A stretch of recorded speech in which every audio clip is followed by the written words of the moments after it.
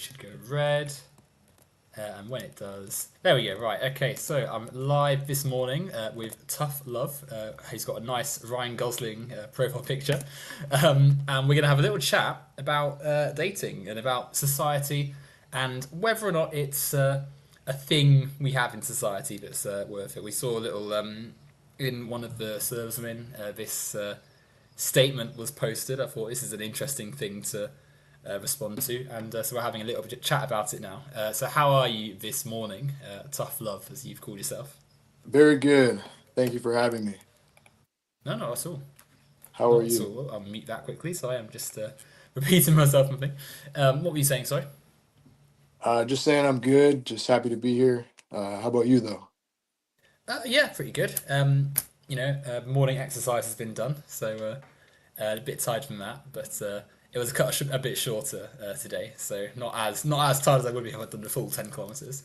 But let's get straight into it. Let's get ourselves started. I'll let you start off. Yeah, as you've the question that I've put in the title is more of your phrasing, I suppose. So I suppose it's fair to let you kick off. Like, what's the driving sort of argument here? What are we sort of saying really with this statement? Right. Just a little bit of background. I'm in my 20s, right? And I started dating like everybody else in my generation in high school with the simple thought of, hey, she likes me, I like her. Let's see where this goes. How do they do it? Ask somebody older than me. They give me the rundown. Hey, you just ask her this and that. I go do that, and my mindset is, what's the worst that can happen? Let's just see where this goes. Um, some people are more serious, some people are less serious than that. But and from there, let's say we could skip a lot of drama. I think I'm in college at this point, and it hits me one day that we have a real relationship, me and this chick, but there's nothing real that's keeping us together. In what we have, logistically and structurally, it could be over with one sentence from either of us. All of this relationship, feelings, what we've worked through, our sexualities have developed with each other, such, you can go on and on. It can all be over with a word. So, I slowly started realizing how much stress that puts on her because she's worried about me leaving. There's no security. And so the insecurity I thought was her problem, but I realized that I was contributing to it by not giving her a real commitment, right? All we have is we like each other and we get along, or we don't, but we work through it. But if one day we don't work through it, it could be over, right? So that's part of the reason why I even thought about it in the first place. Why is this chick always either insecure, upset, sad, etc., right? So I thought I could fix all the problems, which I proceeded to try to do. But I think the core issue is that there's no security without a marriage. And then I thought about, because I was more background on me. I was raised Christian, right? And in my particular Christian upbringing, I was taught that you date, you get married, and then if you want, you could divorce. If they cheat on you, there's a little verse in the Bible that some people interpret to say you can divorce in that case, right? That was what I thought. But then I thought, hang on, if divorce ends the marriage, and what's the difference between marriage and dating if you can just divorce? So my conclusion was marriage with divorce as an option is just dating with expensive breakups. So real marriage, what I really needed and what this chick needed, what we both needed was a permanent covenant before God that we are family, right? We are no longer two people who liked each other. Her friend told me that she liked me. My friend told me that she liked, all this. And then we got together. We are now a family, right? And that's deep. That's real. We had all the feelings of a family without the commitment of a family. So it was very disproportionate. And there was all the stress without the commitment that could bring security to that stress. So then what I did was I committed on the spot. It was a conversation between me and her where I had this realization. And she said, well, then why don't you just commit? And I was like, wait, that would actually solve the problem. Sat there for a minute, thought about it, and we committed right there. because I was explaining these issues to her, right? And you know, just all of a sudden, I'd say about 5 years ago, this is when this happened. So ever since then, I've been trying to spread the word on uh, one of the little. You can look at my Discord bio about all these little proverbs I've come up with. One of them is uh, dating is using someone as long as they're convenient, and that's not love. Love is getting through issues because you're motivated by that person, not because they scratch my back, so now I'm going to scratch their back. If we have an issue, they come first. That's the way that we sustainably get through problems. When we, it's like a Mexican standoff. We're waiting for them to act first. We're just going to be standing there all day long. So it has to be a for them first relationship. You put yourself second, put them first, and it's what was the proverb again? Dating is using someone as long as they're convenient because it can end at any time. If you're no longer happy or if XYZ condition is not met, then you end it, right? So I believe love needs to be unconditional is the stance I have on this whole issue.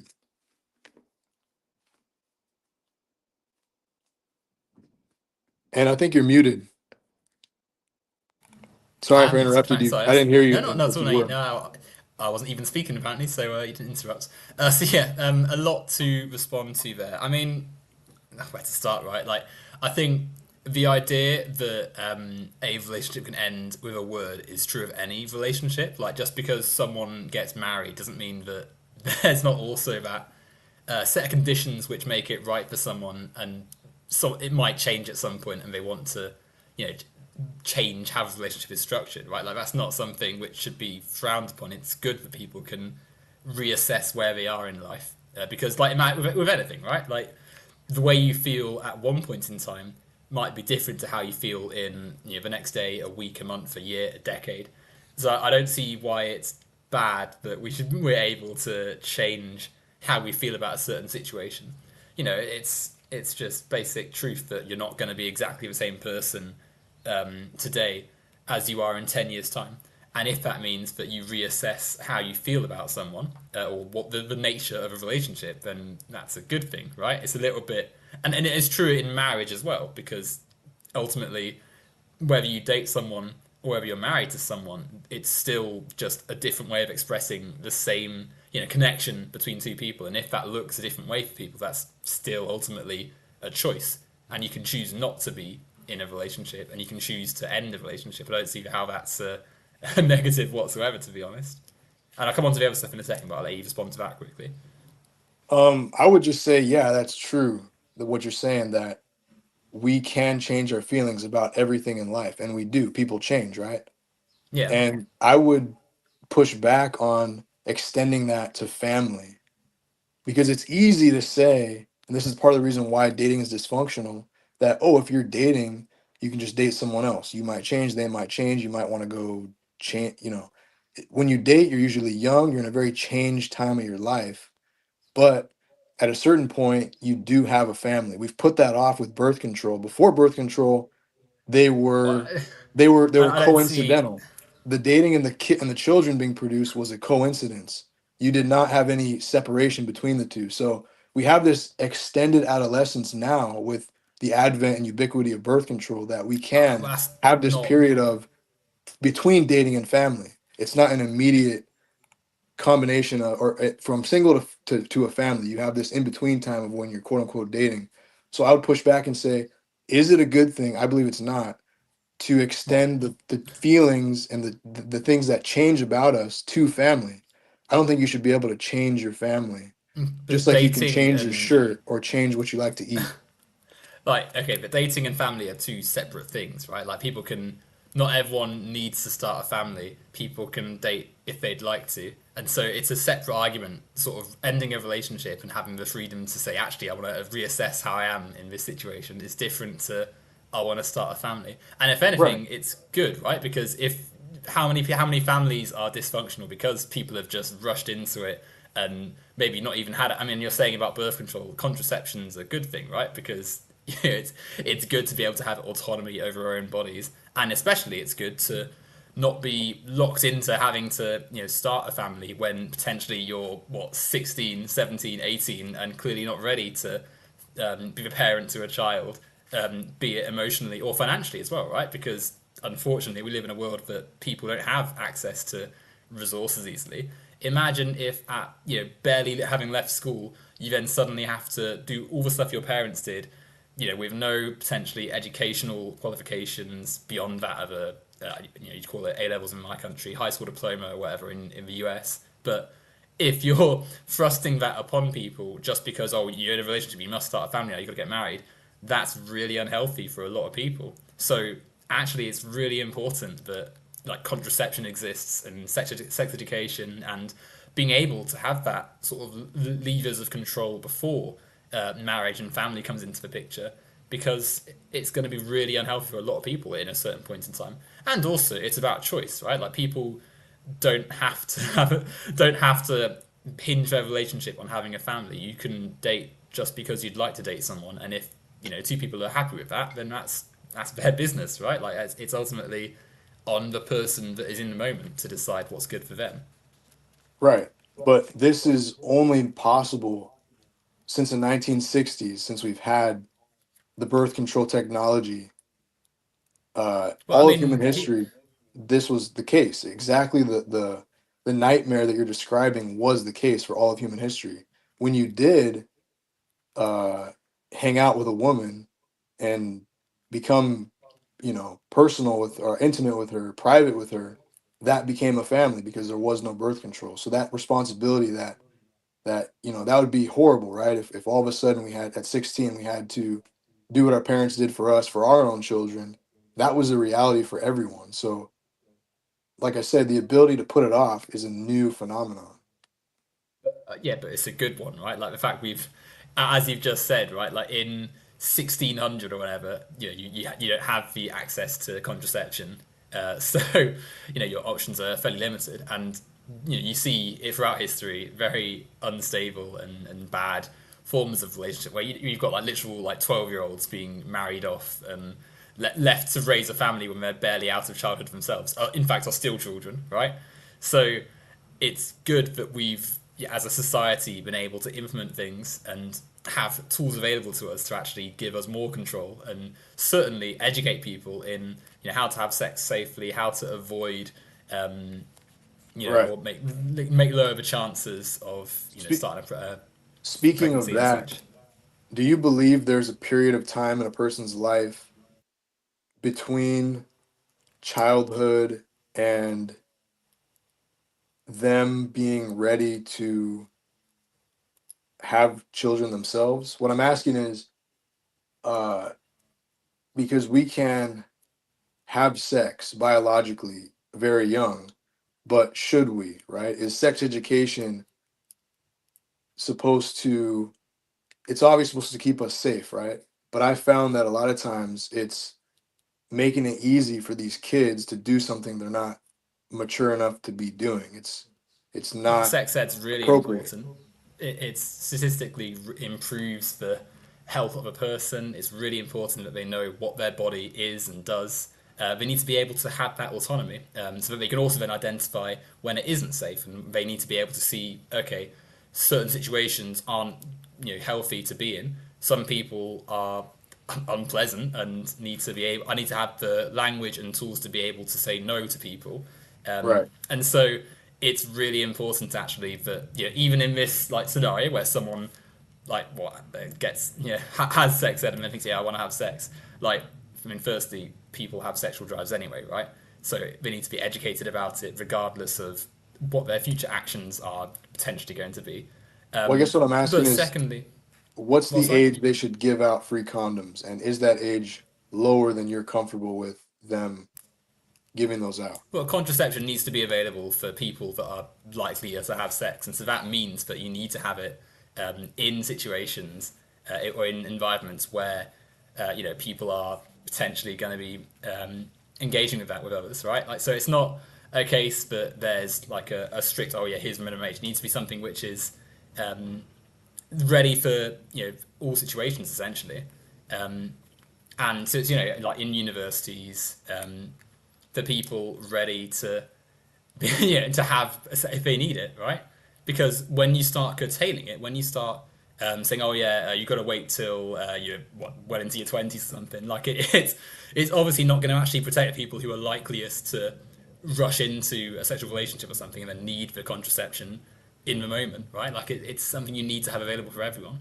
And statistically, it's shown that where you have like in America, for instance, in your country, the states that implement better sex ed programs have lower rates of teen pregnancy and higher age of the first sort of um, parenthood and such, right? Like it's if you don't want kids rushing into having to raise children, then you need strong sex ed programs. You need readily available contraception, Right. and that's ultimately like what a good society should do, right? Look after the health of its youngest people and such, or young adults and teenagers and such by educating them and making resources available to them.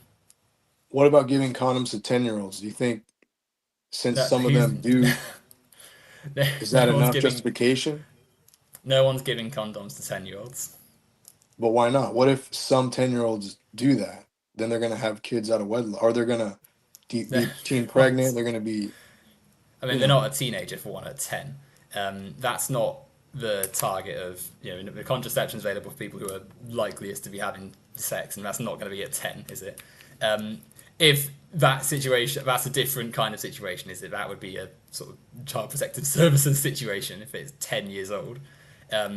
But you're still educating 10 and 11-year-olds because they're about to start puberty, right? Some of them even have started it. So you absolutely right. need to be giving them sex education and informing them of what the situation with their body is going to be and is being as it's developing, right? So But I'm this is something a glad bit separate to it like is. dating, Yeah. right? Because the people we're sort of certainly what you were hinting at earlier, people who are old enough to consent, adults, we're thinking about, and ultimately, it's an adult's choice, right? A consenting adult is free to do as they wish, and so if they want to date, that's fine. If they don't want to date, that's fine. Like, there's no, I don't see why there has to be some moral argument put on them when ultimately it's a person's choice. Like if they want to have a family and see their relationship as a pathway to that, then if they've got a consenting relationship, and yeah, go for it. If they want to just date and not have to think about a family, that's also fine. If they decide to end the relationship because hey, maybe we've got conflicting ideas about where we are, that's also fine. Like consenting adults can do what they like. There's no, I don't see why there has to be like some caveat to any relation between a person. You mentioned that there's dysfunctional, unhappy marriages where they leave, and that's a good thing. Yeah, And you pointed out that they might have rushed into those marriages, right? I would push yeah, back and say that could be true for some of those unhappy marriages, but how many other, or I wouldn't ask how many, but isn't it true that there's other marriages that are unhappy not for that reason, but instead because they got into that marriage because they were looking for the right person instead of being the right person for their spouse. They have a consumer mentality. They dated multiple people, tried to find the best person, thought they found someone who could make them happy, then got married, then discovered very quickly that the reality is people are not perfect. And even if you found Prince Charming, he can change on day one or most often some random time, right? His feelings are fickle, his attitude, his whatever life circumstances will change. Same goes for women. Your wives can change as well, and now they're unhappy because they got into it for the wrong reason. They're trying to find the right person, and they think I'm not with the right person now because obviously, you know, they changed or I'm no longer happy. So happiness could be because maybe you rushed into it, and so you maybe you found someone that is making you less happy than you thought. But it could also be the case that you put it off, put it off, put it off, thinking about yourself and got into it selfishly. And now you're unhappy because you're with someone who's also selfish and is looking for out for themselves, like I was saying earlier, and you're both not. loving. It's not a love-based relationship. That's why they're not happy. Well, I mean, I don't see like yeah, of course that situation could happen, right? Like you could get married and then end up not happy in a marriage. Same as with any relationship. I don't quite. I mean, I'm not trying to be facetious here, but I don't really understand what the argument is. Like, of course, you could have a relationship and then it goes sour. The point is that you then are able to, like, in a society that has sensible social tools, you're able to say, okay, this isn't really working. Let's step away. The reason I mean, there's plenty of marriages which work, plenty of marriages which don't quite work out. It's not as black and white as like, oh, it's either amazing or it's a complete failure. But in a good society, we're able to say, okay, it's not working for these reasons, and then either work out how said couple can work it out, or say, okay, maybe we need to split up and try a different thing and go from there. Um, what I would say is that it's not really, um, like a concrete set of like the idea that oh, selfish consumer mindset. Like I think people like it's tricky to assign like oh this person is selfish like that's like an inherent quality. Like it's more the case that people are a complex set of emotions, and sometimes some of these emotions clash with others, and in a healthier society, two people can think, okay, we can discuss where we're having these incompatibility issues, and we can work out how we're going to go forward and what's going to make us the happiest and healthiest going forward.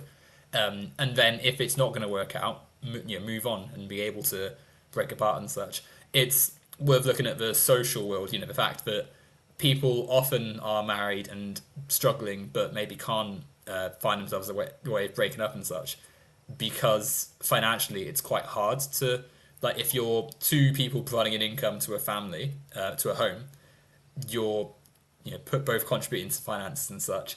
In our economic situation where all our human needs are privatized and sold at a profit, it's hard to have these people living independently and then also having to do both the same set of needs twice over. Like if you're splitting a bill for water, electricity, rent, and such, and then suddenly you're two people separate, you've now got to find the money yourself, and that can be really tricky in a world that doesn't see these things as worth providing for those in society.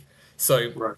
it's I think rather than sort of looking at how a lot of people's relationships are in a tricky place and then instantly like blaming them or saying oh yeah dating's really bad, we should instead look at the society around the people dating and say okay, why is it that a lot of people are in relationships that they get bored of or find tricky to manage, and how can we amend that to make it easier for people. Well, what about people who don't have, uh, I would say, a mature level of patience, or you know what I mean? Like, what about people who divorce over dumb things? Like, yeah, it's true that there are such things as bad circumstances, but isn't it also true that there's some people that have great circumstances, or at least better circumstances than the average couple who divorces, and they divorce because they have unrealistic expectations and they don't have a good perspective on what are serious problems, and they just think I'm not happy, I'm going to go find some more happiness. I think that's also the case. It's not always, we need to fix the problems Well, in society and then people will be happy. I mean, firstly, like, whilst we might think there's, some divorces which are a bit more, short, like flippant and short term than others, like, ultimately it is a person's right to be able to say, yeah, I don't want to be in a relationship anymore. Like, and even if it's for a particularly, a reason we might think is less convincing or less strong than others, it's still a person's right, Person's right. right? But patience can be taught. Like you can learn to be more patient. It's not like an inherent thing, and that would come Right. earlier in life. But the reasons that someone, like for instance, if someone feels unhappy and the person they're with thinks, oh well, we can. I don't think like we can. This is something we can fix. Maybe something like couples therapy, maybe something like a conversation, having the time to work out an issue, being able to discuss openly with themselves. But these are things which either need resources, like the therapy is something that costs money in our society, and therefore a lot of people are priced out of it, or needs the awareness of other options, which is also something a lot of people lack because if you've not been say, educated at a younger age about sexuality and sex ed and such, then maybe you're not aware that there's healthier ways of being with a person, and thus are left with a sort of binary between, I've got to save this person forever or I've got to bin it off completely. Like Well, the things, conversely, people can also be unaware that the person they have is actually a good person. Once they but get even with if their they're like, next and third and fourth and fifth person, they might realize that first person really didn't have too many issues compared to these other people. So now they're going to have more sure, but then that realistic doesn't. expectations. But that, like, even if that were true, like, even if the first person they've been married to or been in a relationship with was better than the next few, that still wouldn't change. That if they felt unhappy in that relationship, like, they've got every right to say, yeah, I've had enough. Actually, I'd rather do something else now. Like, just because like, if I let's use a comparison. Like, if I know it's a bit of a crude one, if I'm at a restaurant and I'm unhappy with my first meal and I say, oh, can I have something else please, and the second meal comes back burnt and like it's black all over and such, like, the fact that the second meal was worse doesn't mean that I should then just think, oh yeah, the first one I shouldn't have ever complained about because it's completely fine. And Yeah, I'm saying that, and it's a bit of a crass comparison, really, because I don't well, want yeah, to and sort of and I, I'm compare I'm them to glad you food. acknowledge that But it's crass because, like I said in the beginning, I agree with you on our right to make our choices, but I don't think that extends to families and choosing to leave your family. Like if we use an extreme example, which people seem to find this easy to agree with me on, and when I make it, I flip the genders and the other, the other side of it, it's harder for people to get. But imagine a middle-aged man has a middle-aged wife and then he leaves her for a younger woman. Most people would say that is a scummy thing to do. But then when you flip it and say a middle-aged woman leaves her husband for a middle-aged man, but her reason is her emotional unavailability, which is the most common reason that women cite for divorcing their husbands. People think that's fine. And I feel like I don't. both, if you can criticize one, you have to be able to criticize the other. I mean, I don't think that it's like the fact that the fact that so in that first scenario where the man has left his like, let's say you said middle aged, right? So like, some guy who's 50 leaves his similarly 50-year-old wife for a young, maybe a few decades younger than him. Like, there's questions I think raised in either scenario because obviously there's a bit of an age gap, but ultimately, if two consenting adults decide to be in a relationship, there is, like, ultimate, whose business it is to sort of say, well, why have you done that? Like, I think with age gap sort of situations where it's like, say, a person in their 50s and someone who's like, just turned 20, then there's obviously an element of power, and is that potentially a younger person that's been maybe a little bit coerced into doing something, or maybe not quite of the same power level to be able to make the have an equal say in that relationship. And especially when you think about the financial stuff we were talking about earlier, right? Like, the idea that someone who has maybe more resources in life has used that a little bit to help themselves out in a situation. But ultimately, whether or not someone thinks it's scummy, like, they are, if they're both consenting adults, then it's Yeah, I whose I, business is it, right? I get that it's But legal, just to but no, the but then if the I original, continue quickly, like, I yeah, get what you're saying about it being like family and such. Like, if said man left this, let's say that the 50-year-old couple, they've got family and such, right? Like, in our current society, because we're structured around ideas of tradition, um, husband, wife, kids. You need both. These are things which influence how we perceive this, and financially, because if you don't have two sources of income, then it's going to, unless one source of income is massive, you're going to be struggling potentially to get all the things you need to produce a healthy home for for your children and such, and for yourself. There's that question of, okay, well, is this going to be best for the children? The thing is that I don't think it inherently is some disaster, right? Because it's not as though um, the older man, having a younger, a second partner that's now younger, like, that doesn't inherently mean, oh, that these children's lives are ruined forever. Like, he could still be in their lives. But plenty of families are split where you've got, the mother and father having different partners, being divorced or separated, or a step parent. Like it's not as though it's just instant crisis just because a pair of parents Right. I have now agree with split that. up. So it's not. So in my mind, like it's not. Ultimately, you spoke about as well the idea that there's, a man would be seen as scummy for having a younger partner, but a woman is isn't seen differently. Don't think that's necessary. I think that's an easy like stereotype, but I don't actually think that's necessarily as true as or particularly relevant. Really, like it's not. Um, People are often judged regardless of their gender Well, for how that sort of about thing. you? Would you judge that man as scummy for doing that? Depends on the situation, right? Like it very much depends on what the context is around it. But just in of itself, like if two consenting adults decide they want to be in a relationship, like I don't think that's something which is for us to really judge. And I mean, of course, there's an element of if the family's bit like it's easy to imagine some situation where this man just ditched his family one day and then you see him like with his decades younger partner. Like obviously, there's going to be some assumptions you might make, but I don't think as a rule you can say, oh yes, this is an inherently scummy thing to do and it's just inherently evil. Like ultimately, people are free to, consenting adults are free to Yeah, and do as they choose. I just need to make the distinction that the original post that I made was about things being degenerate, not things being illegal, right? So I feel like we're mixing the two.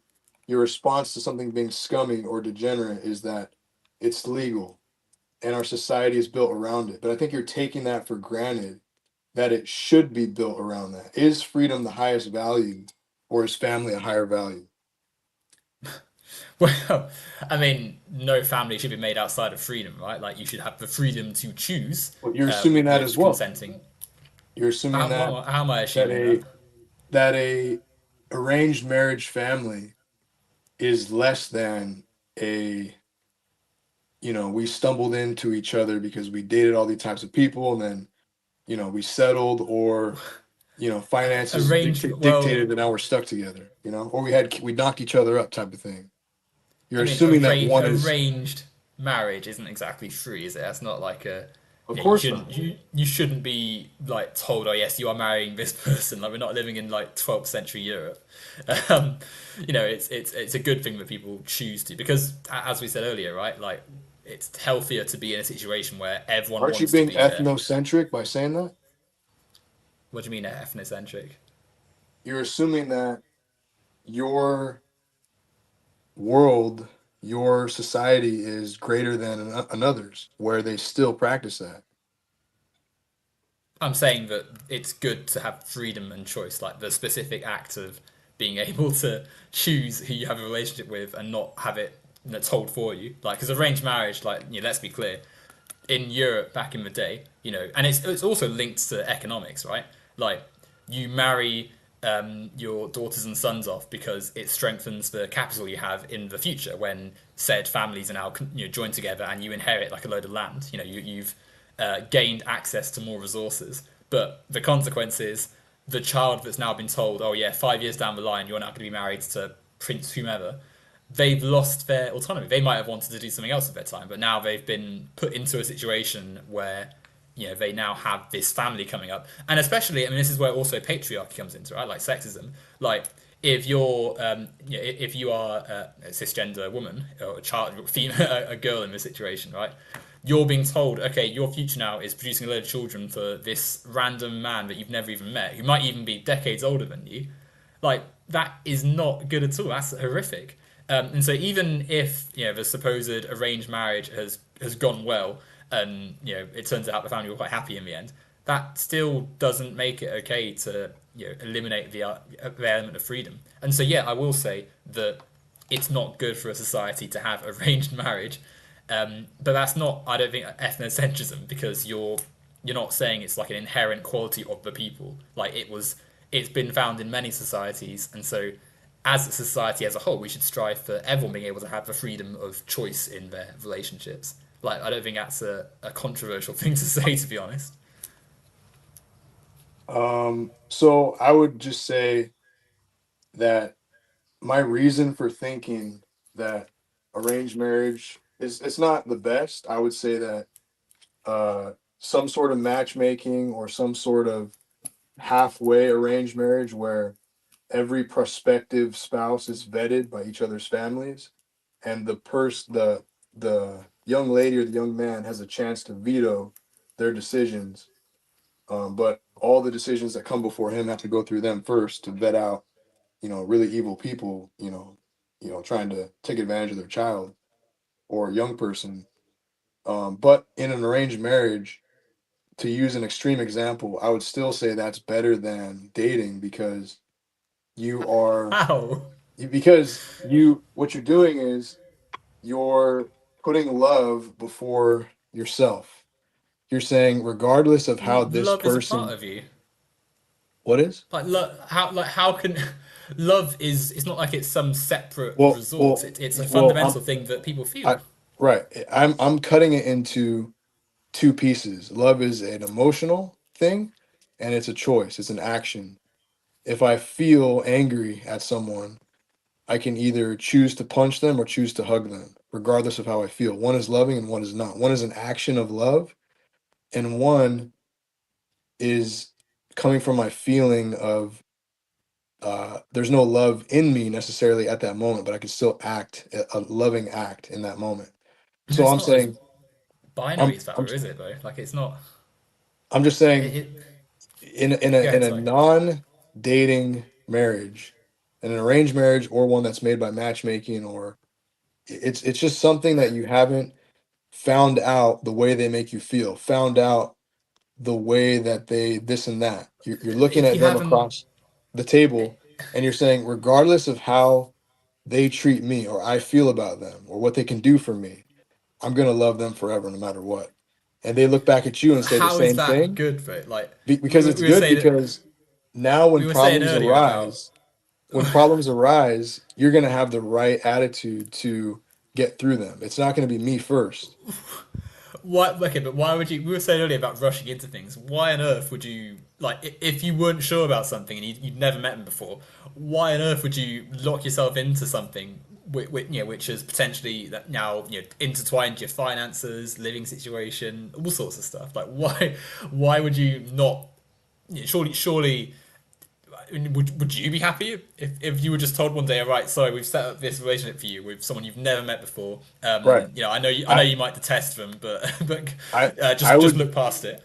I would be a lot happier with that person if they were my first person. Just like you would be a lot happier eating a creme brulee or a ice cream or a cake if it was the only dessert you've ever tasted.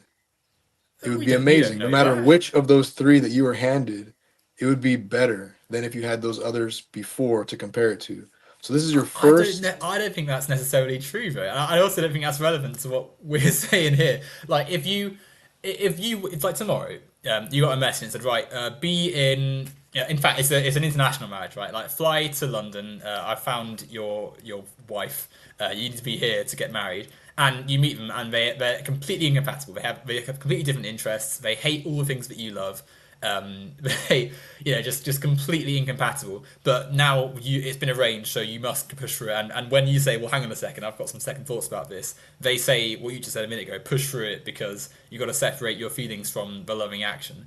Would you be happy with that? Would that be something that you'd want to not only go ahead with, but then potentially have to raise children from birth to adulthood through? Like, how is that going to be a healthy situation whatsoever? So is a brat always happy? Is it good to make a brat happy all the time? Or is there an element of maturity where you cease being a brat when you start to suck it up and be mature? No, but would you? That's not really what is the at stake here. Like, would you be fine with someone saying, right, for 18 years you're going to be in a relationship you don't want to be in, just because it's for marriage and you've got to put aside your feelings for the act of making a family or the act of love. Like, it's. I don't see how at all that's a healthy set of So circumstances, and it's so also why so most people don't want this. Like, right, you didn't ask that question in isolation. You asked, what if there's all these incompatibilities? You said their living situation, they're this, they're that, then that. You can Yeah. check all of those things without dating them, without becoming intimate with them. You can ask their parents can ask his parents. You can see them with their family and the way they act with their family. You can see how messy their You can room is. You can also, see their temperament. All these things can be seen from the yeah, outside. which you So can it's also do in date. Like the whole point of, if you date someone and you would learn these things anyway, right? Before the question of marriage comes up. Like I don't see right. why. How is So this?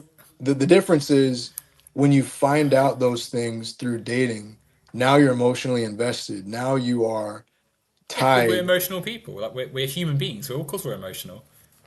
Well, yeah. So now you're biased.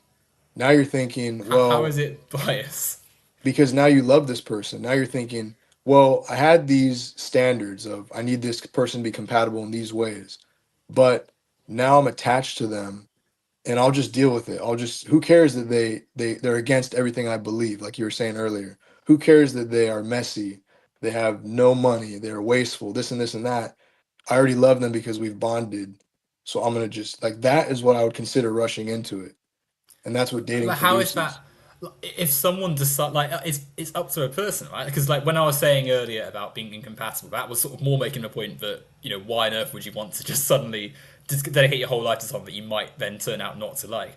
But if you've sort of naturally, like as you say, right, you've dated this person, you've realised, oh, actually there's some areas, but I'm not as in touch with them on, but I still care about this person, and so still want to have a relationship of some kind. Like it's not like a binary. Oh, you must be 100% exactly the same, or it's ruination or whatever. Like a person can have areas, but like they. It's like with anything, right? Like not all your friends or family or whoever you have in your life have to have exactly the same interests and tastes as you for you to be able to get along with them. And so it very much depends on the person that's in a relationship. Like it's their choice. If they feel that it's something that they're not going to be fussed about, then it's fine. If they equally think, actually, I would rather be in a relationship with someone that has these interests with me or shares the same routines, or maybe doesn't, even if it's just like how they are like to live with and such, like they've got the choice, the freedom to say, actually, it's not quite working, let's try something else, which is surely better than doing all this once you're midway through a marriage and have started a family. Like I don't quite see how it's Well, even really the the contentious here. Like, the last piece that I haven't shared is I view incompatibility, quote unquote, as baked into the cake.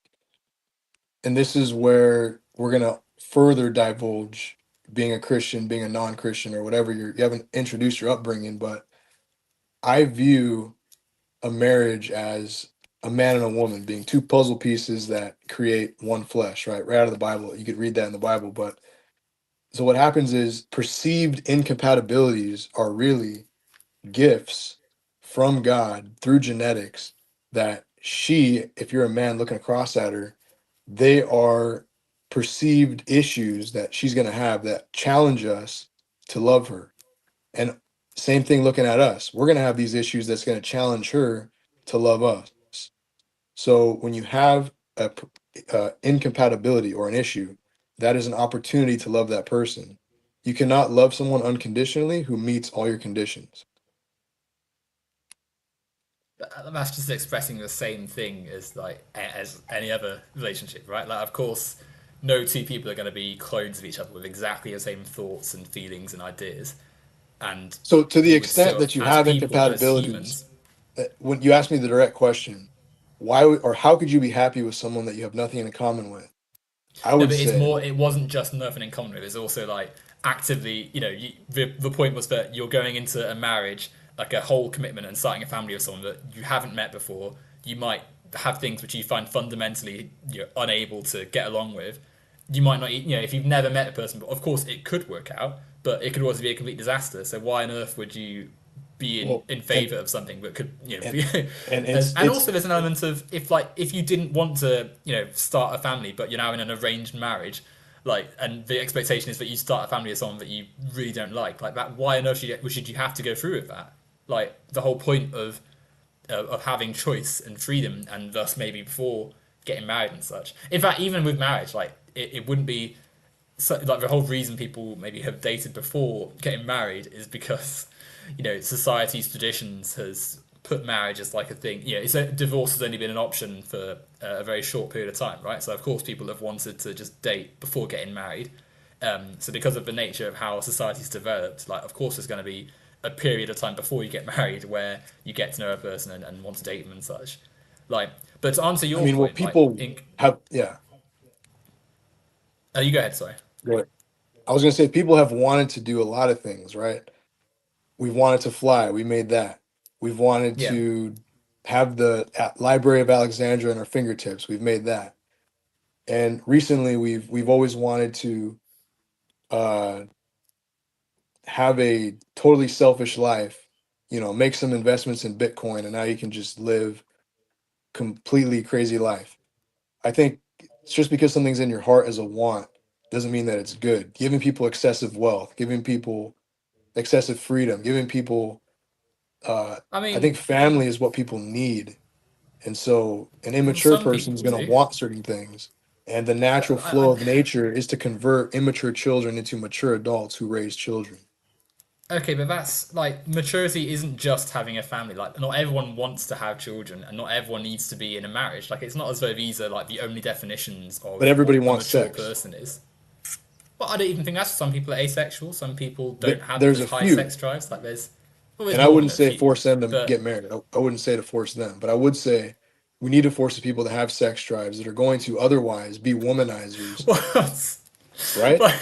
But no, you can't force someone to get married just because they have a high sex drive. Like that's, someone might think, okay, well maybe I want to have a relationship, but I don't want to have a full commitment to a life with a person. Like ultimately, people are in different stages of their life. But to go back to what you said a second ago, like excessive wealth, I think is different to I don't think you can have an excess of freedom, like really. But people should be able to like because I think it's That's right what to wealth criticize is. things like but wealth and freedom aren't the same thing, right? Like you can be free, um, whilst not being like as rich as a billionaire. Say, because I agree, right? Like it's wrong to chase just being a complete billionaire while some people have nothing, right? Like I agree with that. But when we're trying to set up a society for everyone to be as free as possible, for everyone to have as many liberties and to get along and be able to choose what we can do as much as we can, um, that is So something where do you which draw the line? How do inevitably, you how do you censor one freedom and not another? The freedom to be a well, billionaire, but not what the was freedom to date or marry. Like, how do well, you dating cut is those? a personal thing. Like a person can choose, two people can choose to be in a relationship together, right? How is being a So billionaire not that's personal? well because if you're a like if you are a billionaire, your wealth has come from profiting of other people's expense. So like look if you look at today's That's billionaires, for exactly what instance, dating is. like If you are it's a, not. How is like it you say, profiting of high sex someone? drive womanizer, you're doing exactly that. Well, if you're in a consenting relationship, then what? Whose business is it what you do? Like I mean, also, firstly, sex drive is a bit of a like again, it's a person's own interest, right? Like it's not like something you can really measure as such. And womanize is another term which is a bit subjective and a bit loaded. But if two people are in a consenting relationship, whose business is it that like who's it's no one else's business what they do. Like if they say, yeah, we're having a bit of fun now, we're not thinking about the long term, we just want to have some fun now. Like that's if it's two consenting adults, then who cares? Like I don't see why it has to be tethered to some like oh yes, the future of families and such. Like it's So their what if a business. billionaire made his money through consent and there was no exploitation? But they can't. Like it's not like the billionaire to make that much money has through a network of it's also talking about economics here now, aren't we? Like the He billionaire's just done it invested in through, Bitcoin early. That's it. but like Bitcoin, for instance, that is a cryptocurrency using computers. Computers are made and built and processed across the global south, where you've got exploitative rare metal mines, you've got assembly lines in Southeast Asia, which are really horrific. You've got minimum wage workers basically having to live paycheck to paycheck whilst they've got their billions. So if you look at how the $1 billion was produced, at every step there's been some unfair transaction where one party is clearly much less powerful than the other party. In a consenting relationship, both parties have to consent. And so if they have, if it's something that's continuous and they're both happy in it, then of course it's not exploitative because they've chosen to be in a relationship. Like it's not, there's no comparison really. like the second that one of the parties doesn't consent to the relationship, it's no longer a consenting relationship. It's not a date. It's a forced situation, which ironically is what an arranged marriage has been for a very long time. Like if your family have said to you, right, you're marrying this person, there is an unfair power dynamic because, like, let's say you're a child and you've been told, right, when you turn into when you become an adult, you're getting married to this person because they've got lots of resources and you can make a nice family with them. Like, you don't have the power in that situation because your family, who at this point are your legal guardians, have told you you're marrying someone that you don't want to. You've never even met before potentially. So that would be the example of where there's exploitation or an unfair dynamic in dating, where you've been told, you're going to marry someone that you don't want to. And absolutely in dating, there are situations where someone doesn't consent anymore. And that's why it's important to have education about sexuality and sex and relationships and PSHE and such to help someone realize that they've got autonomy.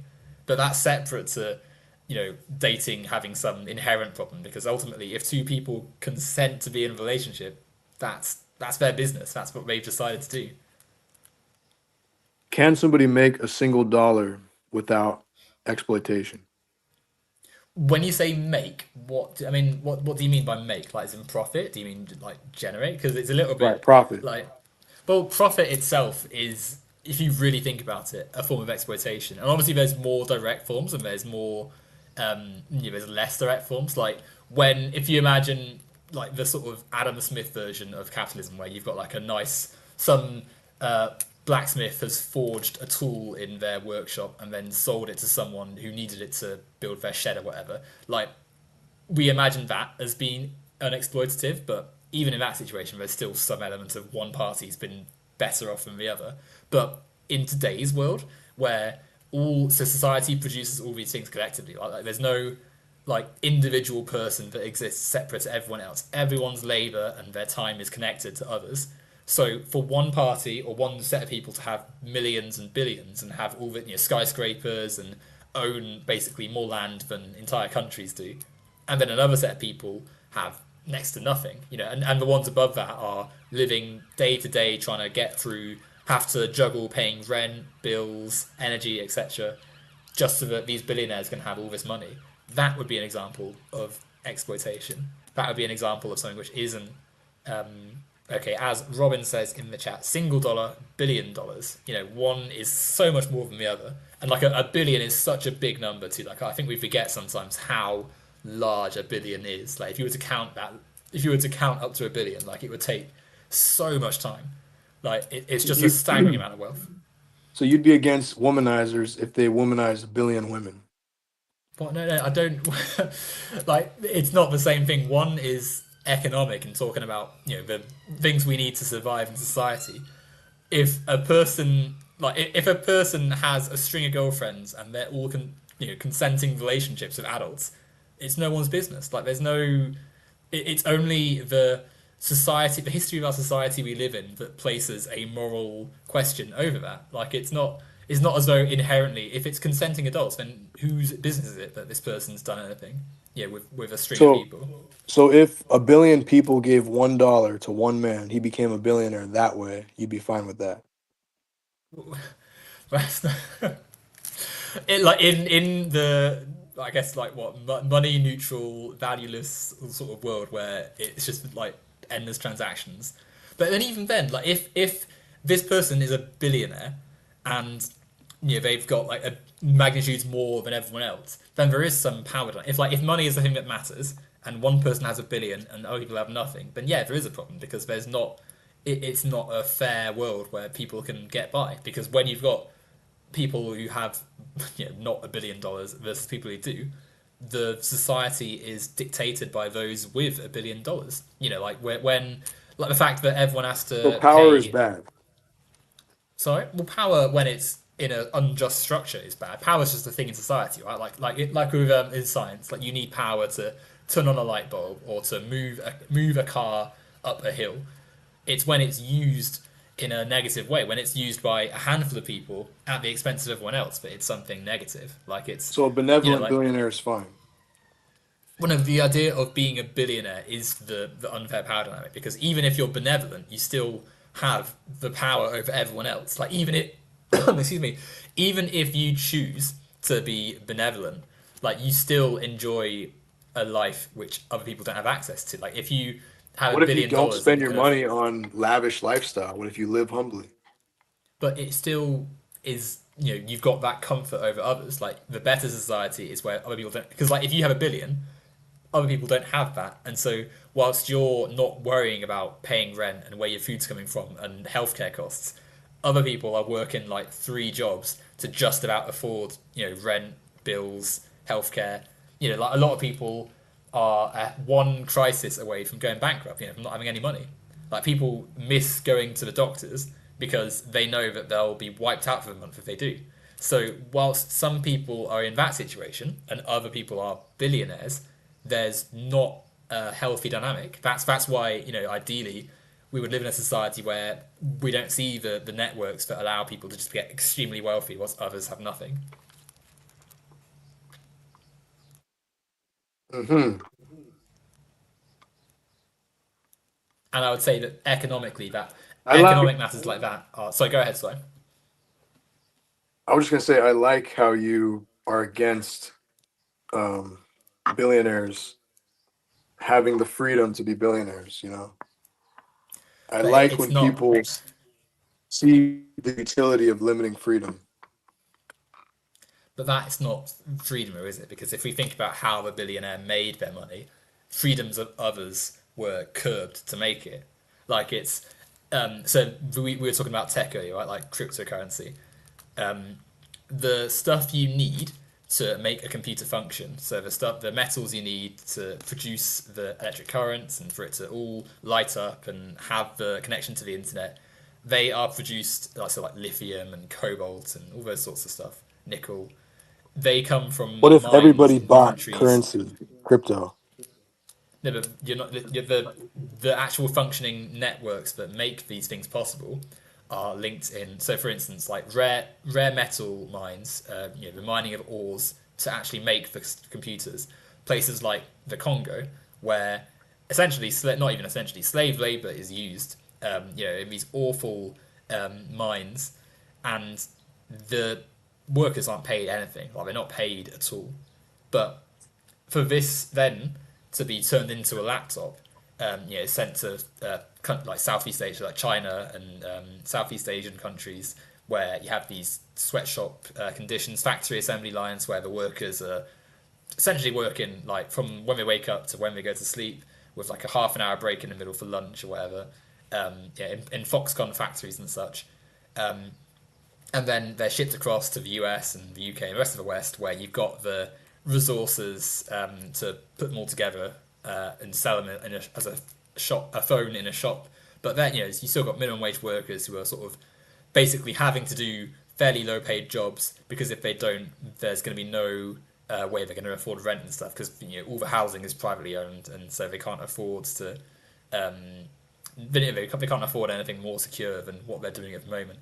And so through that network, through the miners in slave conditions, the factory assembly line workers, people in minimum wage shops, and all the people in between, the billionaire makes a profit from their labour because the phone is sold for like what, I don't know, 600, £700. The people across the network did not make that much from the sale of that phone. They probably in some cases didn't make anything. So when you accumulate that over time, you think about how many phones are sold, how many computers, how many electric devices are sold. The companies, the higher ups of the company, the billionaires, have massively benefited from this network, whilst those at the bottom of the chain, those who are actually doing the labour to produce the phone and computers, they don't see any of it. But in fact, they're actively held at gunpoint in some cases to continue producing the goods. So the idea that they freely made this billion completely ignores all the labour that went into it. And even if we ignore the most extreme examples, right, where it's literal like slave labour and stuff, even the person on the floor of the Apple shop may be earning a bit more than minimum wage in the best case, right? They still had to accept that contract and that job because if they don't accept those conditions, they don't have access to the things they need to survive. Like the person who is in charge of the Apple store, the people in Apple and such, they're in the same business class as the people who own the housing, the people who own your healthcare companies, the people who own the electric grid. Like it's all the same networks of exploitation, which is why the $1 billion that have been earned is not produced freely. It's not something which is any measure of freedom at all. And thus the billionaire didn't make the $1 billion freely, which is why it's not curbing freedom to say this billionaire shouldn't have $1 billion. In fact, it's promoting freedom for everyone else to say we need to end this exploitative network of labor. So you're thinking about net freedom. You're not thinking about individual freedom. That we are thinking about individual freedom is part of the net freedom. Like it's not as though we're not curbing someone's freedom. We're righting a wrong, right? Like it's not. It's like if I'm trying to think of an example now. Like if one light bulb is like a much brighter than the other ones, you don't. It's not curbing its freedom to turn that one down so the others light up. It's readjusting the flow of power into one to make the others, um, better. Or in like a sport. Are you a sports fan? Like, are you fan of sports? No, definitely not. No. Oh, okay, that's a shame. I was going to say so. I love football or soccer as you call it. If the referee blows for a foul, they haven't curbed the freedom of the person that's done the foul. They've said, okay, you've fouled someone, you've curbed someone else's freedom in the game, and so we're now going to right that wrong by pulling it back for a free kick. So in this case, we're saying the billionaire is the person benefiting from an extremely unfair situation. To correct this, we're going to redistribute wealth and we're going to end the network that makes some people have to live awful lives, and therefore everyone is then going to have some level of freedom, some enjoyment of their life that's not going to be tethered to really unfair, um, you know, conditions and such. And this is completely separate from like dating and marriage and stuff, which is two people's choice, like their consenting choice. They have the power and freedom to choose. All right.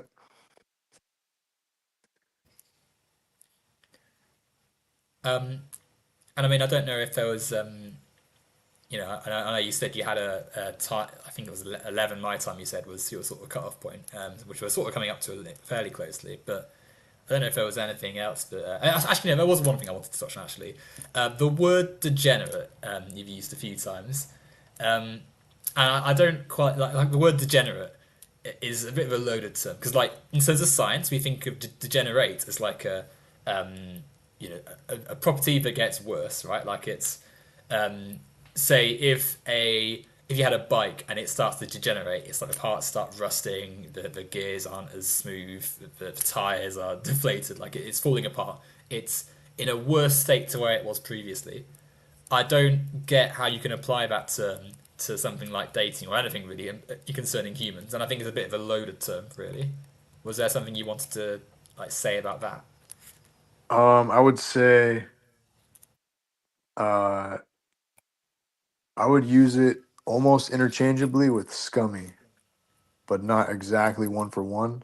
And I think we were using that word earlier without any type of pushback to describe a man who leaves his older wife for a younger woman. That would be a scummy action. I would call that a Well, degenerate action as well.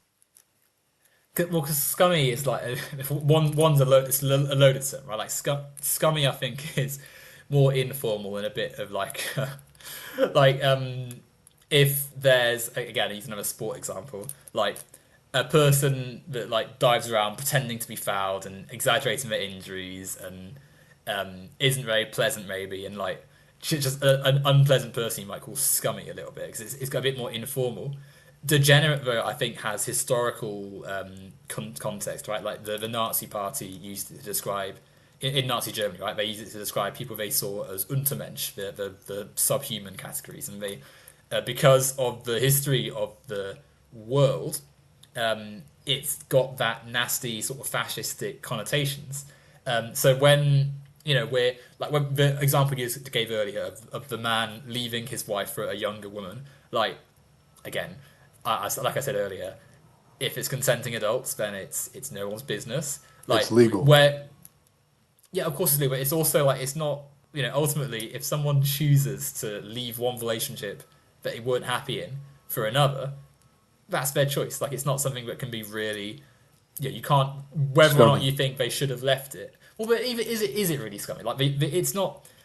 If they chose to do it because they weren't happy in one relationship, and if they found the relationship they're happier in, and it's a consenting one where there's no like exploitation or anything, like then ultimately that's their choice, I would and it's say he only. exploited his wife But how has he by exploited his leaving wife though? by leaving her Like, because he told if her he he said loves to her, her, he was with her all this time, and then he yeah, had been but using her because as soon as she stopped being convenient for him, he leaves her. That's using, that's exploitation.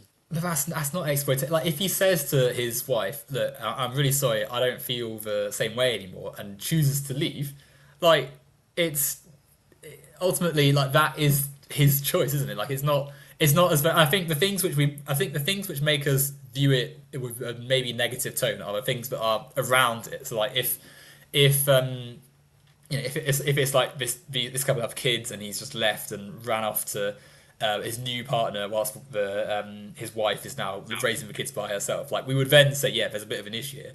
But that is more a product of our society where we don't have the like if this in a fairer society, like I mean, for one, it's not like a given that the man's just going to completely abandon the family. Like, if he's still around and still taking the kids sometimes, and it's like that's how many families are. Like, plenty of What if he families doesn't? aren't. If what if he doesn't? Again, a good society would still give the resources to this woman So to what be if able his to kids have raise a infinite money? family. Society Pardon? takes care of them. They have infinite money in this Well, society. His then action who's? is no longer scummy. Well, I think scummy They don't need is a a sort of father at loaded all. They term. just Like, need it's money. if the father has decided, yeah, I'm just going to abandon my whole family for my new partner, and I'm never going to see the kids again, is that really the sort of person you'd want to have around the kids anyway? Like, if that doesn't sound like a particularly good role model anyway. So if there's no like in a society where finances were an issue and there's no like risk of the house being having to mortgage defaulting and stuff, then yeah, there's not an issue, right? Because ultimately, if the person has decided to abandon the whole family, I'm not sure I'd want them around anyway, right? Like, they're not a particularly pleasant person from the sounds of it. But seeing as that isn't the case most of the time, and there's plenty of families that have separated parents, like it's not an issue. Like, so many. I mean, it wasn't my family, but loads of my friends growing up had like, oh yeah, I'm at my mum's today, I'm at my dad's this weekend. Like, it's not that strange a thing to have happen, really. Because as it turns out, as Robin says quite accurately, not everything lasts forever. Like, if it's healthier to say to someone, actually, we've been in this relationship, but it's not working for me anymore. I need to see someone else now. I'd rather not, be in it with you anymore, than to just continue it forever and end up with a situation where potentially you've got kids growing up in a household where the two parents don't get along and are starting to resent each other because they're just living together and not compatible anymore. They don't love each other anymore. Like, so many children end up in situations where they have struggled with their own relationships because their interpretation of how love is seeing their parents grit their teeth and really like hate each other basically, despite claiming to, oh yeah, we still love each other, we're still couples and such. It's healthier to talk openly about how we're feeling and therefore be in healthier situations. And I think there's also an element of it's easy to imagine like when it's, oh yeah, the man left his wife for like, I don't know, some supermodel who's 2 decades younger than him or whatever, like that has that sort of moral um, element that's been hinted at a little bit. But firstly, it's a bit, ultimately consenting adults can do what they like, firstly, but secondly, most of the time this isn't quite how it happens. People fall in and out of love quite all the time, right? So it's not like a disaster for a couple to split up and find new partners. That's just how life is sometimes.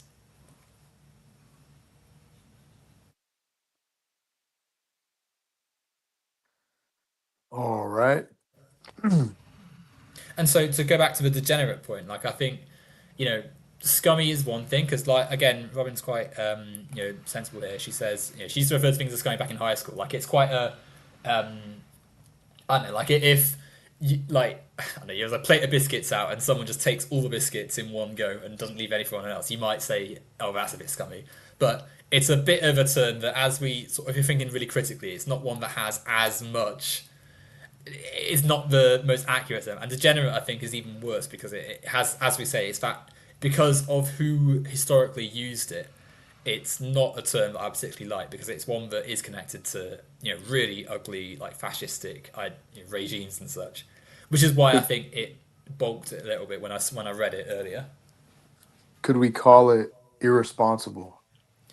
Well, again, that is irresponsible only because of the way our society is, right? Like if you know the man deciding, yeah, see you later, kids. I'm off with my new partner. I'm never going to see you again.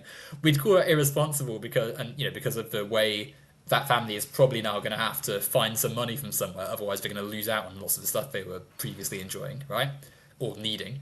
But that's the society, right? If we had a better welfare system, if we had a better society where people weren't just like reliant on the income of so many people to survive, then no, there wouldn't be an issue. Like again, It if wouldn't be irresponsible. it would be irresponsible only in that they've left their family, to the dogs basically. But if that person was, really like that horrible, it's not. I don't think that bad that they're out of the family's life. To be honest, if they're really that awful, they would just ditch them all. Like it's the act of getting a new partner, having a new partner, is not irresponsible. The act of saying, "Yeah, I want to separate from this relationship I've been in for a while," is not irresponsible. Now, obviously, if they've had children and they're just planning to leave them forever, like then yeah, obviously there's an element of like this isn't good. But again, Hmm. once that's happened, like there's no, that person. If that person's chosen to do that, then ultimately, they've made that choice.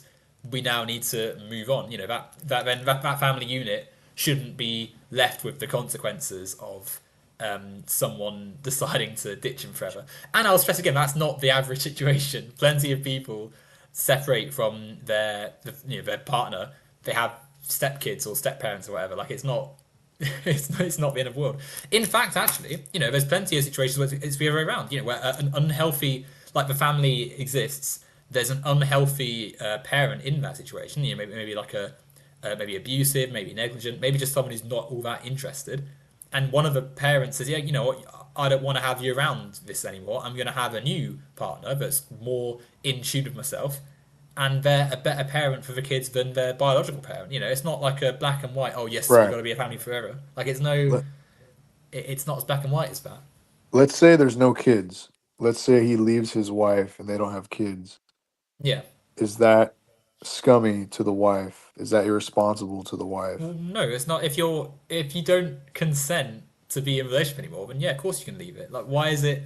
No one's entitled to be in a relationship forever just because it's what they were expecting. Right? Like, if one person says, yeah, actually, I don't really want to be in this relationship anymore, then that's that's their choice.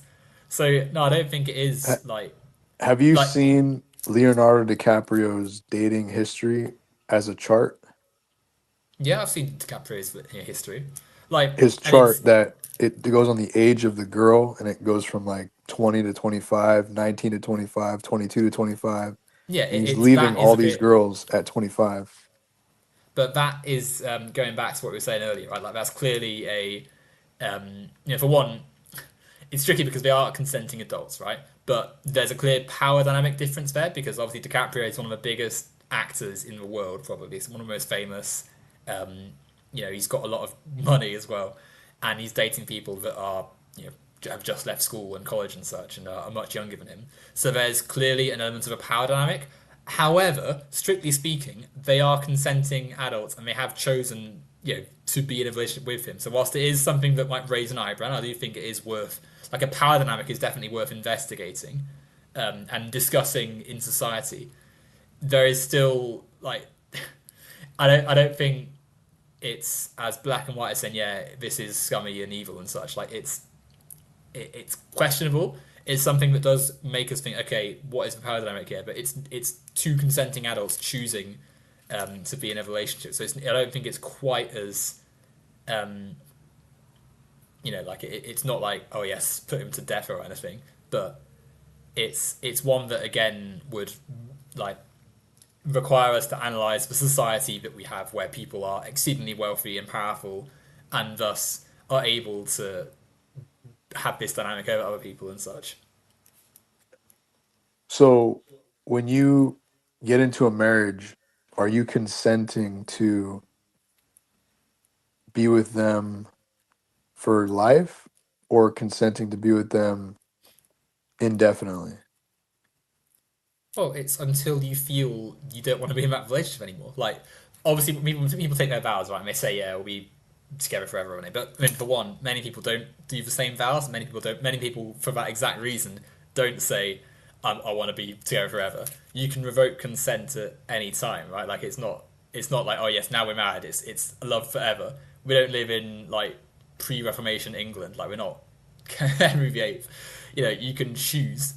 Um, but at the same time, it doesn't really matter because that's how relationships work. Like you can choose to leave one if you so see fit, and therefore it's good for people. Like, I mean, it's a bit different now anyway because like obviously marriage, like you can get divorced, which should be like I mean it's a bit sad that it's not as it should be much easier, right? Like it should you shouldn't have to go through as much paperwork and such to separate, and it's also something that's linked with our social world. You know, it's because people marry and live together and then end up financially investing in each other to be able to try and get through tricky, you know, paying rent and stuff and paying bills, and especially if you've got kids as well. Like if you're having to pay for not only your own well-being but a child's well-being, that's a lot of money, and so it's natural that a lot of people end up, you know, staying in a marriage even when they're not happy.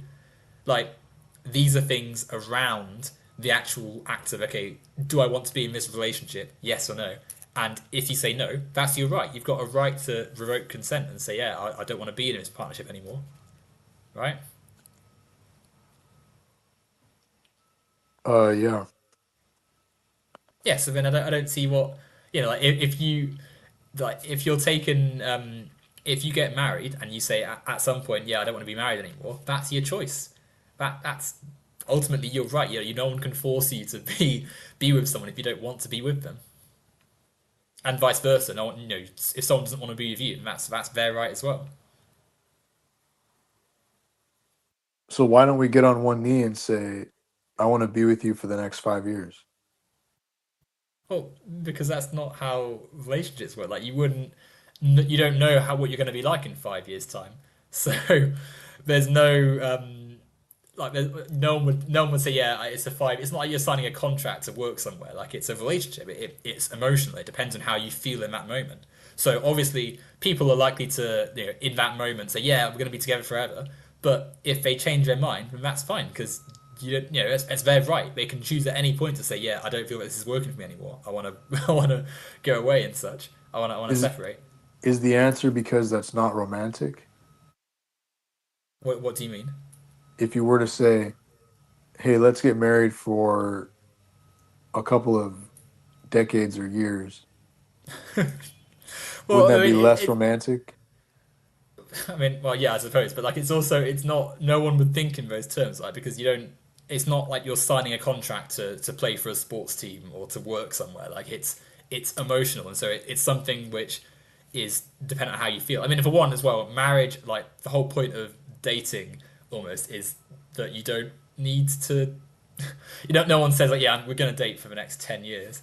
Like, marriage implies because of the way that we've lived in society, like where you know Christianity has sort of been, and certainly in the West, right? Like we have marriage as an institution because of the way our society's formed, and so the for a long time, and even today somewhat, the insinuation is that you are going to then you know be together and start a family and such. But because we don't live in 1400 anymore, we can see okay, actually, it's a tradition, but just as in dating, we can choose to end it if we decide to. Like we don't have to be together forever because it like we both know tacitly that if we choose to separate, if we're not happy with it anymore, we can end it.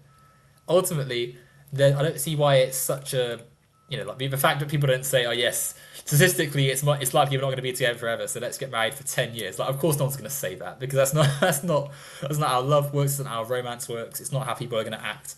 But it's understood that in a relationship, people have the right to say, yeah, I don't consent to be in this anymore. I'm gonna, I don't want to be married anymore. I don't want to date anymore. That's also why people date maybe and don't instantly marry, because not you don't want to have like there's an understanding that we don't need to um like be betrothed or whatever. Like we can have fun and enjoy ourselves for a bit, and if things don't work out, then yeah, we'll go our separate ways. Like it's not. I don't think it's that deep ultimately. Like um, it's not a big deal. Yeah, I think you touched on it. Like, people aren't getting married because it's the same thing as dating. They can just leave the marriage, so why not just keep dating? There's nothing more permanent about marriage these days. Well, I mean, it's still something people like to, like we have our traditions, and because we live in a society where they matter, people feel there's more weight in being married and such, right? Like it's for as much as people can, it's obviously there's nothing, you can date for a very long time and be partners and have all the same things as a marriage, but just not have formally married. But a lot of people put value into it, and that's not like a judgment. It's just true, right? People put weight into a marriage. But at the same time, it's not like you can still see the the same principles apply. Like just as when you're dating, you can choose not to date anymore. When you marry, you can choose not to be married anymore by divorcing, and it's only the things in society around it, the fact that people who get married usually live together and usually then end up relying on each other financially and emotionally. And if you're in the same living space as someone, then it's harder to untangle it than if you're just dating and you don't like if you're just dating someone and one day you say, yeah, let's not see each other anymore. Like it's much easier than if you're now living together, especially if you've got kids together. Like it's harder to um, untangle your lives and such. But clearly, the same principle applies. If you choose, if you say I don't want to be married anymore, I don't want to be in a romantic relationship with you anymore, then that's that. That's also worth stressing as well. Like just because two people aren't married or dating anymore doesn't mean that they're completely now separate and isolated and I'll never see you again. Plenty of people are friends after they've ended a romantic relationship because people are still you still care about someone but just not romantically anymore. You still care about someone. You just don't want to have sex with them anymore. Like there's no like, oh yes, this is the law, and if you if a marriage ends, then your life will fall apart. Like it's You not ever like heard that of a anymore. love triangle or a toxic ex? Of course, there are situations where things don't go well, which is also why it's important to be able to say, yeah, enough's enough, time to separate, time to move on. Of course, there's places where people have, breakups which are really acrimonious and negative and such. But firstly, that doesn't change anything that I'm saying. Secondly, that makes it all more important to be able to say, yeah, let's stop, let's break up. And again, that would then let us think about society. Why is it that so many marriages turn toxic? And in a lot of cases, it's because they weren't able to say, yeah, this isn't working, let's move on, because they felt a pressure of, oh, we're married now, so we've got to make this work forever, otherwise we've failed, leading to I the think the breakdown in the reason relationship. is because in a marriage you're exclusive, and you do when you get married, when you do your vows, you say it's forever. So you're restricting the ability to leave and you're restricting the ability to see other people while you're in that marriage. Those are two restrictions of freedom that enhance the romance. And I think you have the right to be jealous as a spouse of your spouse when they're with other people because of exclusivity. That's a Well, I mean, if natural you human desire that when you tear it apart, when you end the marriage, even especially if it's one sided, one divorces the other type of thing, that feeling, that right cannot be easily torn away.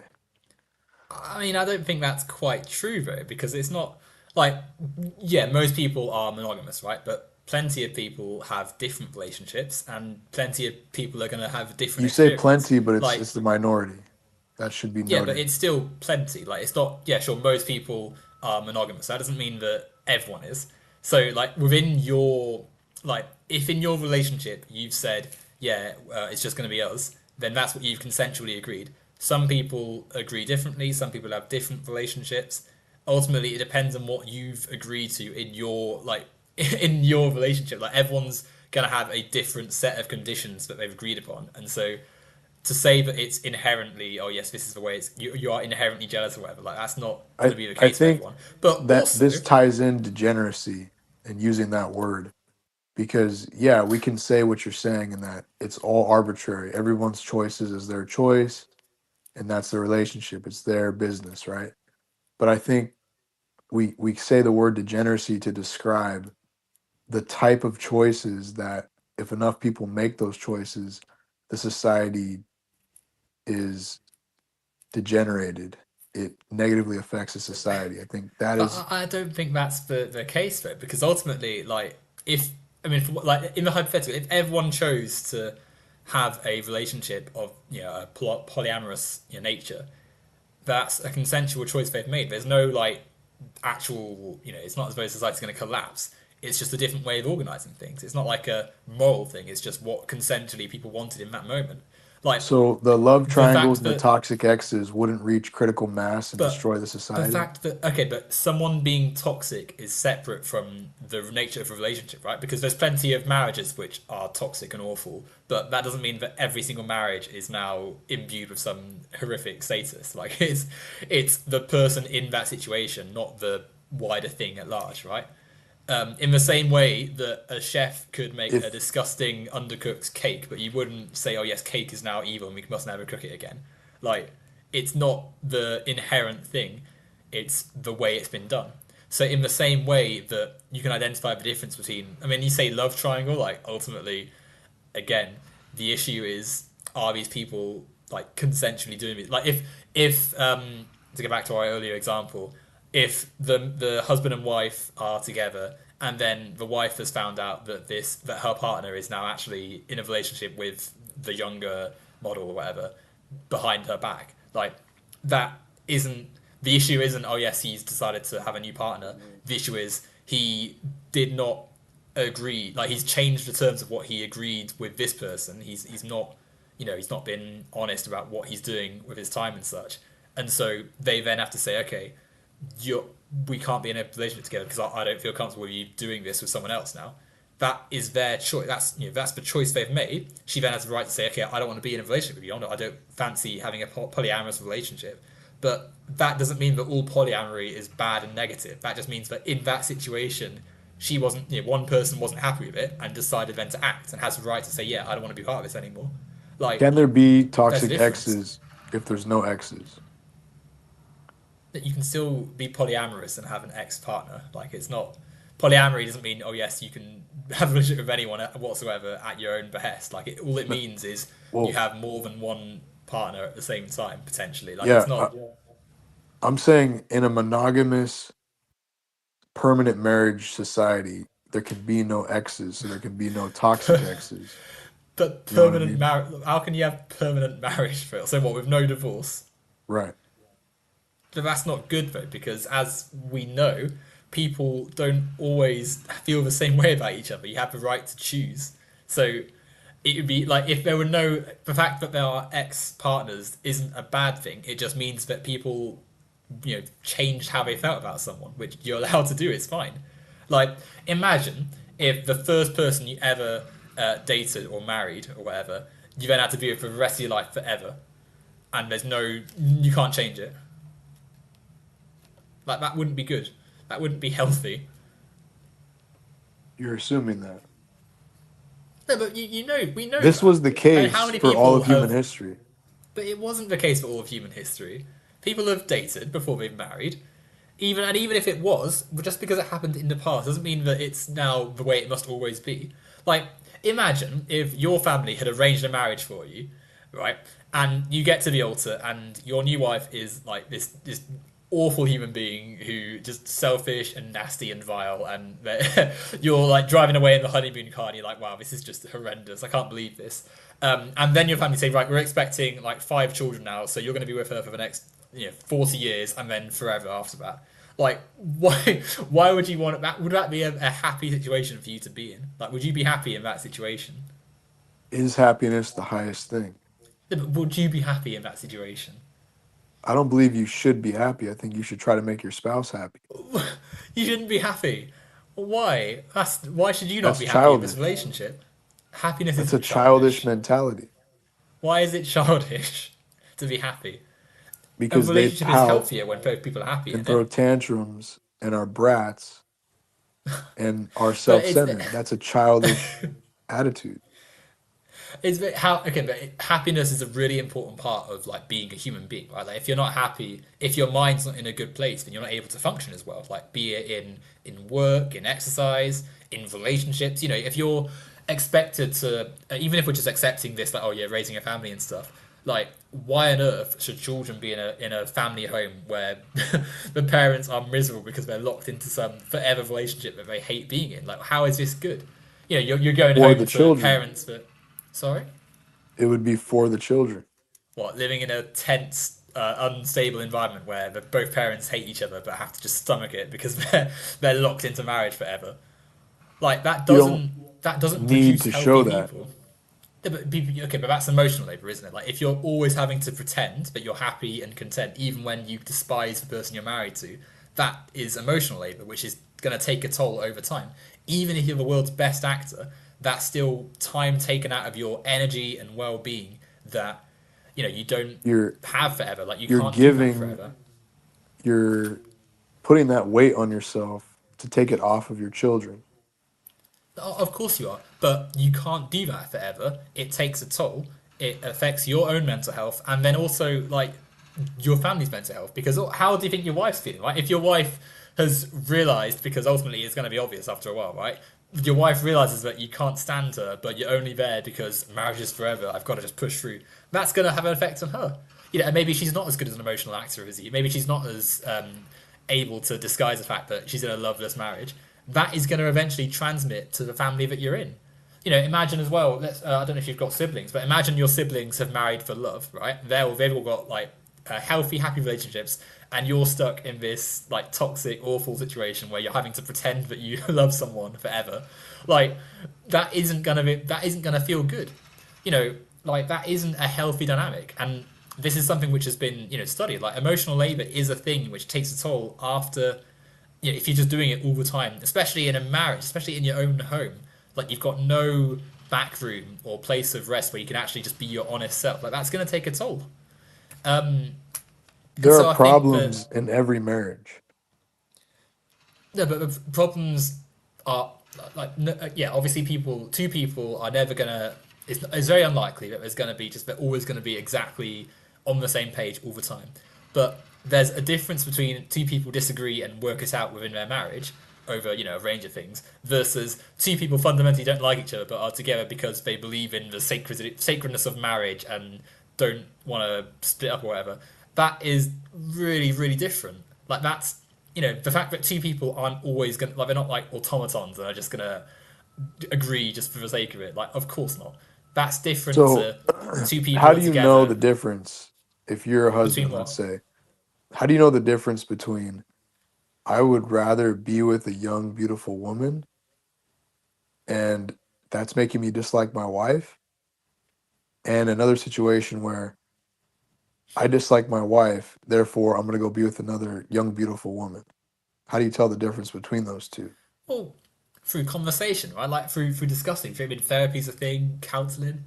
There's also like in a society with sort of patriarchal sexist strategies and such. Like the person that stops finding their wife attractive and now suddenly they're attracted to younger people. Like that is potentially something influenced by beauty standards and like the fact that the representation of women in media for a very long time has been quite sexist and visually influenced by what a lot of straight Do white men people hit a physical think. prime in their life? In what sense? Like in terms of like athletics, or in terms of visual? The Because elasticity of their skin, the integrity of their that's subjective. Like facial what appearance, someone facial appearance, symmetry. these things are subjective, but that's not like a thing that every person's got a different idea of that. But those sorts of things are influenced by the media we have. Where if, for instance, So, does a people 20 are year old or a 90-year-old look more like a dead body? that's a bit different, isn't it? And if you were when we are in we're both in our 20s, when we're in our 80s and 90s, we're probably going to be attracted to people around the same age as us because we're going to be different people. Like right now, I don't we believe find that at people. all. Well, it is true, isn't it? Because attraction isn't just like visual appearance; it's also like life experience and personality and things like that. And for as much as people, have some immediate visceral reaction to things, there's also the fact that relationships are more than just like, you know, oh, who is the person that looks most like my Marvel So superheroes or what whatever. age are most Like prostitutes? that is another different thing, isn't it? Because that is also linked to things like economics and, um, like the ability of working hours and such. There's also plenty of sex workers who are older than like young 20s. And crucially, like when I'm 80, I don't think I'm going to be attracted to 20-year-olds because I'll be 80. Like, well, I have nothing in common with someone who's 20, will I? Like, same for you, right? Like, we're not So going if to. every age likes their own age, why do they all go for 20-year-old prostitutes? That's again a different thing. Like sex work is a bit of a different field to like dating because it's also linked to who's doing it, economic availability, like in terms of who has the time and hours to do it and such. And sex work is done by many people older than 20s. It's not. I think it's a bit of a stereotype to sort of just say, oh yeah, it's Is for it a the young stereotype or is 20 it year the olds. case that there's It's more not the case. business, Sex work's done there's by more tons of demand for people. a certain age of prostitute? Is that a stereotype or a That fact? That's not a fact. The fact that people have the idea in their mind of the only attractive people being in their 20s or whatever is culturally produced by years and years of media depictions and ideas about women So it's which are, not which are true. what's not true. Like the idea, So what? if I went and I took a survey of every prostitute and their age, I should get above 20. I shouldn't get 20. Well, yes, I would say so. But also, the reason that a lot of younger people do, I mean, for one, if we ignore the fact that unfortunately a lot of sex work is not done in the most ethical conditions and you've got traffic and such, if we ignore all that for a second, um, generally younger people have less resources than older people. And so if you are younger and need a quick form of work, especially in the internet age where you've got more accesses, more avenue streams available to you, it's more likely that you're going to use that potentially as a source of income, right? Things like OnlyFans, right, or like online platforms where you can set up an account really quickly and then sell images of yourself. Like that is more accessible now, meaning a lot of people are going to be able to do it and do do it. That is, I think, different to the idea that oh yeah, everyone is going to be attracted to 20-year-olds forever. Like that's not at all the case. And crucially, we're living in a society that has lots of backwards ideas about relationships and thinks that the only people attractive are in their 20s. I mean, look at like even just in the media, like look at the most look at like acting and such. Like despite the fact that there's so many stories you can tell, overwhelmingly the people that get picked are people our age, like in their 20s and young, because there's sort of a like wish fulfillment fantasy type thing where people like oh yes, the only people who are attractive are in their 20s, and once you reach 30 and older you're ancient and done, which is just not true. Like it's people trying to sell you things like beauty products So you and don't a believe certain in a lifestyle connection between that youth and influences it. beauty. Well, not inherently, no. Like, I don't think, right now we're young, so of course people our own age are more attractive. But when you ignore the massive media campaign to present it that way, like, ultimately it's a mix of things, right? Like, I'm not gonna, like I say, when I'm 80, I'm not gonna care what 20-year-olds are doing because I'll have a different experience in my life. Like, obviously I'm gonna care, but like, not in a, oh yeah, sexual dating way. Like, I'm gonna have different experiences. Like, it's completely linked to our experiences. And so, going back to, I can't remember how we got into this tangent, but the idea that there's like a natural age of attract, like it's all subjective. There's no like inherent beauty. There's no inherent, I don't know, prime age or whatever in terms of beauty. None of that is real. It's people are consenting adults and can, do as they see fit with other consenting adults in whatever relationship they feel. Like there's no, I don't think there's anything that uh, contradicts that really here. Uh-huh. All Right? right. Like it's I mean, would you take issue with if I were to say, when we are in the womb, we're 0 years old, we're born, we live our first year, now we're 1 years old, we're developing, we're getting taller, getting stronger. We get to a certain age, we're no longer getting taller or stronger, we're at our physical peak. And then we maintain that for a little bit, and then we see our strength start to decrease as we age. Um, can we say the same thing about beauty? Can you say that because you've been saying consenting adults, adults, adults, adults? Does an adult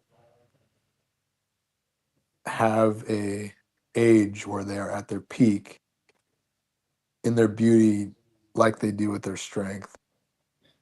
Beauty is Or an entire. Sorry, go ahead. Sorry. is strength different than beauty, and decay only applies to strength and does not apply to beauty? Absolutely. Like, so beauty is entirely subjective and contextual and like subject, linked to the person that's saying it. Because just think back, like what you thought. I mean, just go back 10 years in your own life, right? Like, if what your thoughts 10 years ago are probably different to how you think now, and in another 10 years' time, you'll look back at how we are now and think, wow, we've got different views now. We're different people. We've matured and grown in different ways. Strength is something that, as you say, right, like you grow from being a child to being an adult. You're in your physical strongest, most likely in your 20s and 30s, right? But it's not like a fixed thing even with that, because like strength is something you can measure in lots of different ways. Like, I'm not a weightlifter, I'm a runner, so like I can go running for a very long time, and not and I'd say physically I'm fit in that way. What Someone if you were else will be. 70? Sorry. Well, What 70-year-olds you can still go running at 70. You can still do lots of things at 70, what if you were but 100? you can still do things at 100. I mean, obviously, it's less likely. Obviously, there's more work to do then because your body is older. You're less productive in terms of producing like hormones and adrenaline and muscle development. And obviously, there's different things that happen as you get older. That's different though to beauty, because at 100 years old, you can still find things in life beautiful, and you can still like old people still have sex and stuff, right? It's not as though like when you hit a certain age, it's like, right, you're done forever, time to go to the retirement home. Like, they still exist as sexual beings as much as they do anything else, but they're older now, so they have a different. When I'm older, when I'm 80, like I'm not gonna have the same thoughts on beauty as I do when I'm in my 20s now, because I'll be 80, and the people that I'll be with and share the same experiences and ideas with are probably going to be my own age. Like, so it's I think there's clearly a difference between the body getting older and being less able to be like a prime physical athlete versus beauty, which is a subjective thing, which is socially produced.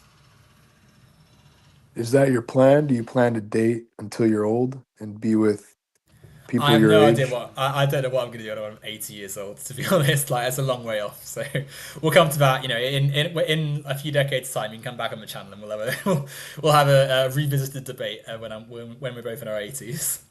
Because I always say to people, men, I tell them who are dating, I say, hey, it's all fun and games while you're 20. You're dating 20-year-olds, it's all fun and games.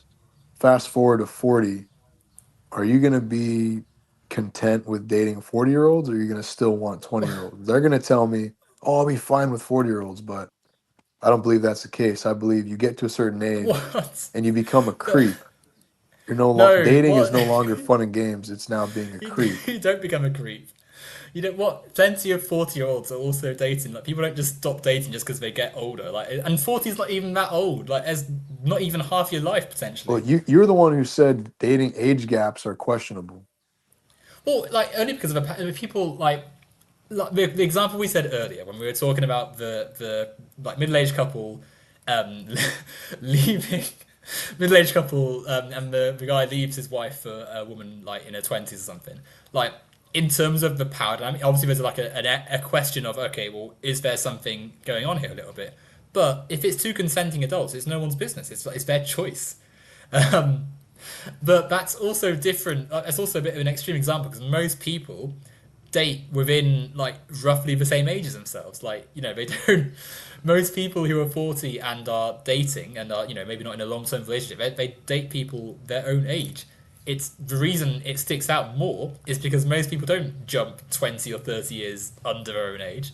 And again, the fact that some people say, "Oh yeah, I'm only attracted to people this age," that is socially produced. Like that's because society is set up and marketed, and media companies have an interest in selling like beauty products and stuff, which create the image of the only things beautiful being young 20-year-olds with perfect bodies and all the other stuff, right? Like Interesting it's that you say a marketing perfect, campaign. Well, because you look at as look at if how aging like produces flaws.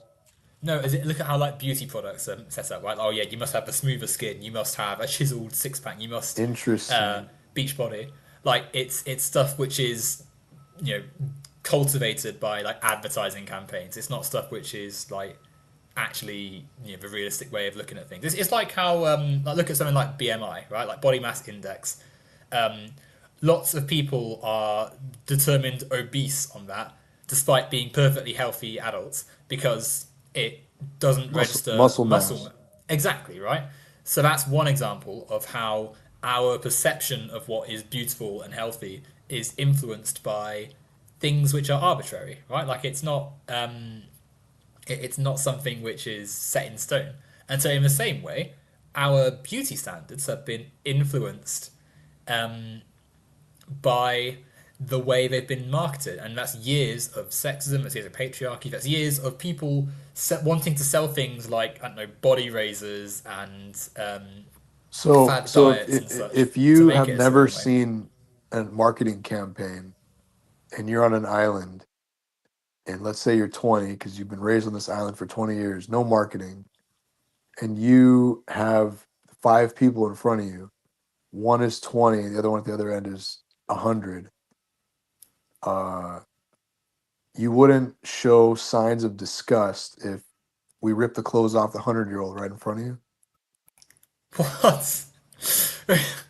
I mean, I'm not even meant to answer that question. Like, obviously, I think there's a little bit of a difference between like 100 and 20, but in that Okay, good. situation, like, I mean, if I've had, I mean, have I had no, like, am I just like a feral person at this point? Like, what, what kind of example is this?